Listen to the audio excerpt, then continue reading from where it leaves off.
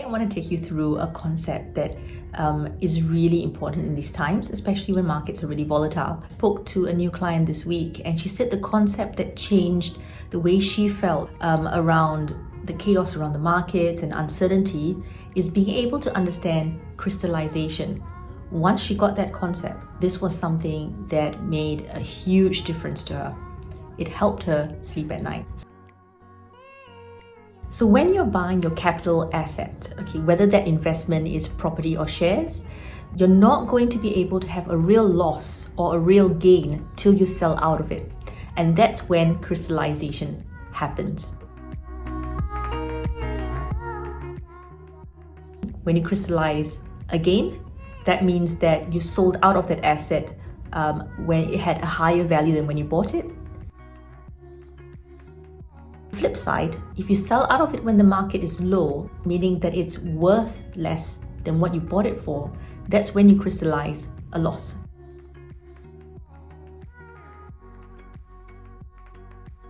I find one way that's really natural for people to understand crystallization is when they are property investors.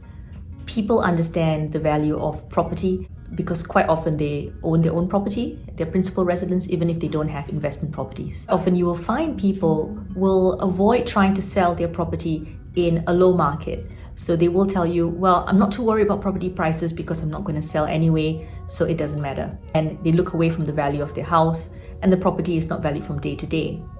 Different story when it comes to your investments within a managed fund setup or direct equities for say, where you can see the value actually bouncing around quite regularly. But the concept is still the same. I'm going to work through an example. Let's say you bought CBA shares, you bought 1,000 of them in January 2016. So I've just picked out a figure. At that time, the shares were worth about $79 a share. If you had sold that in February 17th, 2020, sold them at a price of about $88 a share. Your crystallization of that gain would have been about 9,000 over those 1,000 shares. But let's say if you sold it on the 15th of May and we assume the value is about $59 on the 15th of May 2020, then you'll be crystallizing a loss of approximately 20,000 as you see your superannuation balances, which is invested in a various selection of assets. They work on unit prices as well, so they go up and down in value. You haven't actually locked in any value till you've sold out of that asset. So that paper loss of gain will happen as prices move up and down. That is why sometimes doing nothing is the best course of action till markets actually recover. There are instances where crystallizing your loss can be played to your favor.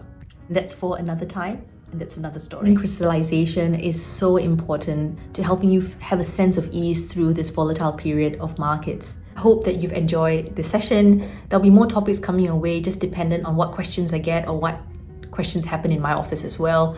I'll be sharing it with you because I don't want you to have that sense that you're the only one that has those fears or those questions in your head about superannuation or your financial future or retirement. Till the next superannuation story.